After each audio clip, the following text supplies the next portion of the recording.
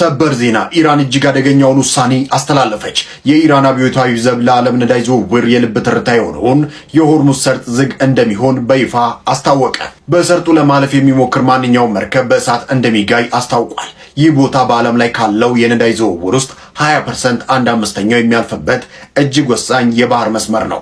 የሆርሙዝ ሰርጥ መዘጋት ማለት የዓለም የነዳጅ ዋጋ በከፍተኛ ሁኔታ እንዲንር ያደርጋል። ከዚሁ ጋር በተያያዘ ዛሬ ቀን ላይ የኢራን አብዮታዊ ዘብ በሆርሙዝ ሰርጥ በሆንዱራስ ሰንደቅ ዓላማ ስትጓዝ የነበረች አቲኖቫ የተባለች የነዳጅ ጫኝ መርከብ በውድድሩ መጥቶ እንድትነድ ማድረጉን ገልጿል። አሁንም በአዳዲስ ዜና መጥቼላችኋለሁ። የኢራን ሚሳኤሎች እየተጠባበቁ ባሉበት ሰዓት ላይ በዚህ ሰዓት ላይ የእስራኤል ሚዲያዎች እየዘገቡ እንዳለ ከሆነ ከሊባኖሱ ሂዝቡላህ ከባባድ መሳሪያዎች ተተኩሶ እነሱን ለመመከት እየሞከሩ እንደሆነ እየተነገረ ይገኛል። እንግዲህ ትላንት ሮኬት ነበር የተኮሱት የሊባኖሱ ሂዝቡላህ፣ ዛሬ ደግሞ ከባባድ ሚሳኤሎችን በየአቅጣጫው እየተኮሱ እንደሆነ እየተነገረ ይገኛል። እንግዲህ እስራኤል ከሁለት አቅጣጫ ነው እየተወጋች ያለችው። የኢራን ሚሳኤሎች እንዳሉ ሆኖ የሊባኖሱ ሂዝቡላህም እየተኮሰባቸው ነው። የኢራን ሚሳኤሎች በይሳት ደግሞ አየር ላይ ሆነው ለመድረስ ትንሽ ሰዓታት ይቀራቸዋል። አዳዲስ ነገር ካለ አደርሳችኋለሁ። በደም ሼር፣ ኮፒ ሊንክ፣ ሪፖስት እያደረጋችሁ ደርሱት። በዚህ ሰዓት እጅግ አስደንጋጭ የተባለ ዛቻ ኪም ጆንግ ኡን እስራኤል ላይ መዛታቸው ተሰምቷል። እስራኤልን በአንድ ሚሳኤል አጠፋለሁ ሲሉ ኪም ጆንግ ኡን ተናግረዋል። የሰሜን ኮሪያው መሪ ኪም ጆንግ ኡን ለቴህራን ያላቸው ጠንካራ ድጋፍ በመግለጽ አስፈላጊ ሆኖ ከተገኘ እስራኤልን ለመምታት የሚያስችሉ ሚሳኤሎችን ለኢራን ለማቅረብ ዝግጁ መሆናቸው አስታውቀዋል። መሪው በሰጡት እጅግ አስደንጋጭ መግለጫ እስራኤልን ከዓለም ካርታ ላይ ለማጥፋት አንድ ሚሳኤል ብቻ በቂ ነው በማለት የፒዮንግ ያንግን የባላስቲክና እንዲሁም ደግሞ የኒውክሌር አቅም ለዓለም አሳስበዋል። ጦርነቱ አሁን ላይ ከታሰበው በላይ እጅግ አደገኛ የሆነ ነው።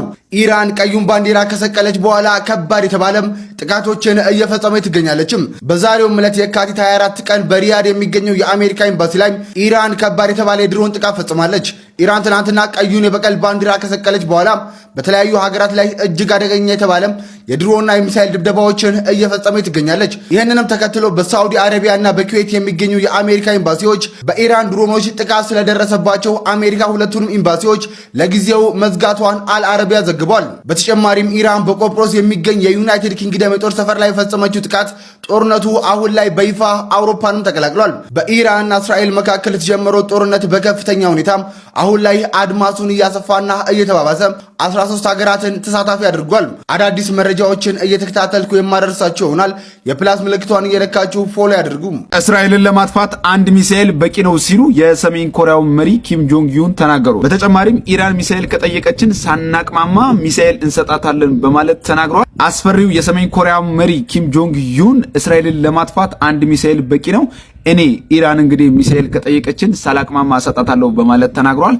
እውነት እስራኤልን ለማጥፋት አንድ ሚሳኤል በቂ ነው? ሐሳባችሁን ኮሜንት ላይ አጋሩን። ፕላስ ምልክቷን መንካታችሁ እንዳይረሳ።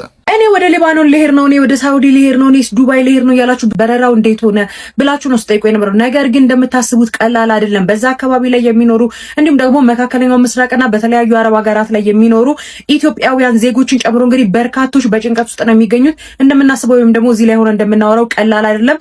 እዚህ ይሄ የምትመለከቱት እንግዲህ ትናንትና አመሻሹን በሊባኖን ውስጥ የተደረገ ጥቃት ነው። እጅግ በጣም ከፍተኛ የሆነ ጥቃት ነው። በርካታ ሰዎች ነው የሞቱት፣ በርካታ ጉዳት ነው የደረሰው። በየሰዓታት ልዩነቱ እንግዲህ ከፍተኛ የሆነ የሚሳኤል ጥቃት በሊባኖስ፣ በሳውዲ አረቢያ፣ በቤይሩት እንዲሁም ደግሞ በተለያዩ ሀገራት ላይ አረብ ሀገራት ላይ ማለት ይቻላል ሙሉ ወደ 16 የሚጠጉ ሀገሮች ላይ ጥቃት እየተሰነዘረ ነው የሚገኘው። እጅግ በጣም ከባድ ነው። በርካታ ሰዎች ናቸው እየሞቱ የሚገኙት። እንዲሁም በተጨማሪ ደግሞ ዱባይ በረራ በከፊል ጀምራለች የሚለው ዜና ከነገርናችሁ በኋላ ወዴት ነው ብላችሁ የጠየቃችሁ ነበር። ነገር ግን እንደዚህ አይነት በረራዎች ዝም ብለው አይደለም የሚደረጉት። እንደ ዲፕሎማቶችን ለማስወጣት እንዲሁም በተጨማሪ ደግሞ ሌሎች ትልልቅ የሚባሉ ባለስልጣናት እንዲሁም በተጨማሪ ደግሞ አስፈላጊ የሆኑ በረራዎች ብቻ ነው የሚደረጉት። እሱንም ወደ ተወሰኑ ቦታዎች ብቻ ቀድማችሁ ቡክ አድርጋችሁ ከዛ በኋላ እነሱ ቴክስት አድርገውላችሁና ኮንታክት ከነሱ ጋር አድርጋችሁ ነው ራሱ ከቤታችሁ የምትወጡት። ስለዚህ በረራዎቹ እንደምናስባቸው ቀላል ወይም ደግሞ ቀጥተኛ በረራዎች አይደሉም። ስለዚህ ጥንቃቄ አድርጉ። አሁንም በጸሎት ውጭ ሀገር ለሚገኙ እንዲሁም ደግሞ በስደት ላይ ለሚገኙ ዜጎቻችንና ለንጹሃን ለሰው ልጆች መጸለይ ያለብን ሁላችንም ከሰላም ጎን እንቁም ማለት ፈልጋለሁ። በሌሎች አዳዲስ መረጃዎች በድጋሚ መልሳለሁ። ፕላስ ምልክቱን መጫናችሁን አትርሱ። መልካም ቀን ይሁንላችሁ። ዓለማችን ወደ ሶስተኛው የዓለም ጦርነት እያመራች ሲሆን የአሜሪካና የኢራን ግጭት አሁን 13 ሀገራትን ወደ እሳቱ ጎትቶ አስገብቷል። ትናንት ለመጀመሪያ ጊዜ ጦርነቱ የአውሮፓን ምድር ረግጧል። ኢራን በቆጵሮስ ወይም ሲፕረስ በሚገኙ የዩናይትድ ኪንግደም የጦር ሰፈሮች ላይ በፈጸመችው ጥቃት ጦርነቱ በይፋ ወደ አውሮፓ ተሻግሯል። በምላሹም ዩናይትድ ኪንግደም አሜሪካ የኢራንን ሚሳኤሎች ለማውደም የጦር ሰፈሮቿን እንድትጠቀም ፈቅዳለች። የአውሮፓ ህብረትም በአንዱ ላይ የተሰነዘረ ጥቃት በሁላችንም ላይ ነው በሚል በጋራ ለመቆም እየተዘጋጀ ነው። ሊባኖስ በሄዝቦላ በኩል በእስራኤል ላይ ጥቃት በመክፈቷ ወደ ጦርነቱ ገብታለች። የዓለምን 20% ጋዝ የምታቀርበው ኳታርና የሳውዲ አረቢያ ግዙፍ የነዳጅ ማጣሪያዎች በመመታታቸው ስራ አቁመዋል። ይሄ ማለት በቅርቡ የነዳጅና የሸቀጦች ዋጋ በዓለም ዙሪያ ሰማይ ሊነካ ይችላል ማለት ነው። ኔቶ ኢራን ለአውሮፓ ስጋት መሆኗን ቢገልጽም ለጊዜው ጦርነቱን በአሜሪካና በእስራኤል መሪነት እንዲቀጥል በመተው ከቀጥታ ተሳትፎ ታቅቧል። ታዲያ ይህ ቀውስ ወዴት የሚያመራ ይመስላችኋል? ጦርነቱ በኢኮኖሚያችን ላይ የሚያመጣው ጫናስ ምን ሊሆን ይችላል? ሐሳባችሁን ኮሜንት ላይ አጋሩኝ። መልካም ጊዜ። ጋይስ ነገሮች በከፍተኛ ሁኔታ እየተባባሱ ይገኛሉ። አሜሪካ ከ16 ሀገራት ዜጎቿም ባገኙት ፕሌን ለቀው እንዲወጡ ትዕዛዝ መስጠቷን በዚህ ሰዓት ሰምተናል። እንደምትመለከቱት እዚህ ጋር ከላይ ካሉት ከ16 ሀገራት በአስቸኳይ ዜጎቼ ወደ ሀገራችሁ ኑ ተመለሱ፣ ነገሮች መልካም አይደሉም የሚል መልእክትን አስተላልፋለች። የኢራን መከላከያ ሚኒስቴር ዛሬ በሰጠው መግለጫ እንግዲህ በአስቸኳይ ማለት ነው በተለይም ደግሞ ቦንጎሪዮን ኤርፖርት አካባቢ ላይ የሚገኙ የእስራኤል ዜጎች ቦታውን ለቀው እንዲወጡ ጥሪ ያቀርባል።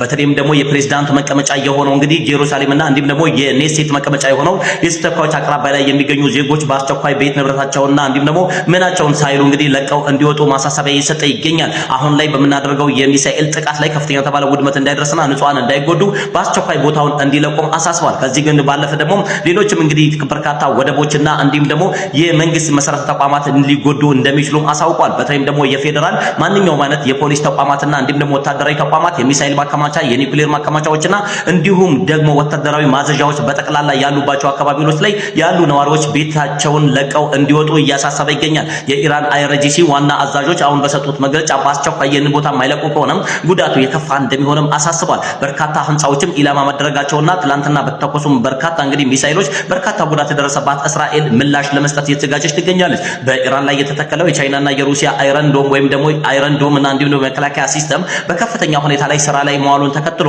አሁንም እስራኤል የምታደርገውን እንግዲህ ምላሽ በሚሳኤል ልታደርገው እንደምትችል ተገልጿል። በበርካታ አዳዲስ ዜናዎች መጥቻለሁ። እስከ መጨረሻው ኮፒ ሊንክ እያደረጋችሁ ተከታተሉኝ። አዳሩን የኢራን ሚሳኤሎች የበረቱ የነበሩ ሲሆን ካሰቡበት ቦታ ያለምንም ከልካይ ኢላማቸውን ሲመቱ ነበረ። የእስራኤል ጦር በርካታ ኢላማዎችን በቤሩትና በቴህራን ምሽቱን አከናውኖ ነበረ። በሳውዲ ሪያድ የሚገኘው የአሜሪካ ኤምባሲ በኢራን ጥቃት ሙሉ ለሙሉ ወድሟል። አሜሪካ በመላው መካከለኛው ምስራቅ የሚገኙ ዜጎቿ ባገኙት አማራጭ ሁሉ በአስቸኳይ ለቀው እንዲወጡ አስጠንቅቃለች። ኢራን በትላንትናው ዕለት የሳውዲን የነዳጅ ማጣሪያ እኔ ያልመተውትም እያለች ትገኛለች።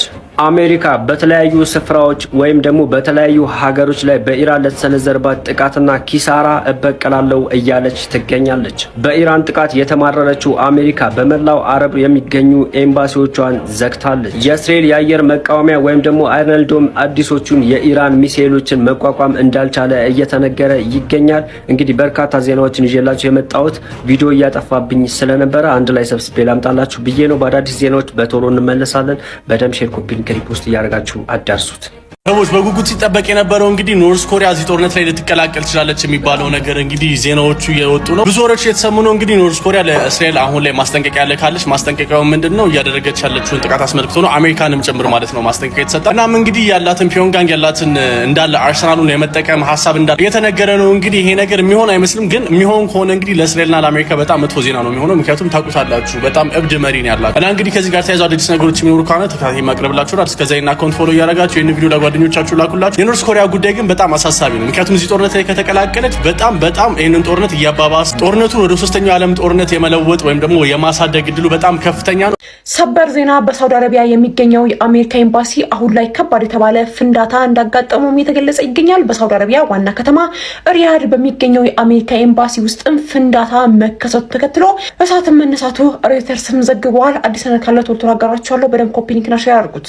አሜሪካ በኢራን ላይ በከፈተችው ወታደራዊ ጥቃት በመጀመሪያዎቹ 24 ሰዓት ውስጥ ብቻ 779 ሚሊዮን ዶላር የሚገመት ወጪ ማውጣቷ እየተነገረ ይገኛል። በ24 ሰዓት ውስጥ ብቻ ወደ 779 ሚሊዮን ዶላር ወይም ደግሞ ኦልሞስት ወደ 1 ቢሊዮን ዶላር አካባቢ የሚጠጋ ወጪ ኢራን ላይ 24 ሰዓት እንግዲህ ጥቃት ለማድረስ ወጪ አውጥታለች። በኢትዮጵያ ብር ስንት ይሆናል? እናንተ ኮሜንት ላይ ጻፉልን። የአሜሪካ የ24 ሰዓት የጥቃት ወጪ ወደ 779 ሚሊዮን ዶላር እንደሆነ እንግዲህ የተዘገበ ይገኛል ወይም ደግሞ መድረሱ እየተነገረ ይገኛል። አሁን የወጡ የማክሰኞ ረፋሪ መካከለኛው ምስራቅ ሀገራት ግጭቶች ወሬዎች እነዚህን ይመስላሉ። የሰሜን ኮሪያው መሪ ኪም ጆንግ ኡን እስራኤል ሀገር አይደለችም፣ በአሜሪካ የምትደገፍ የሽብር ፕሮጀክት ናት በማለት ለኢራን ድጋፋቸውን አሳይተዋል መባሉ ተሰምቷል።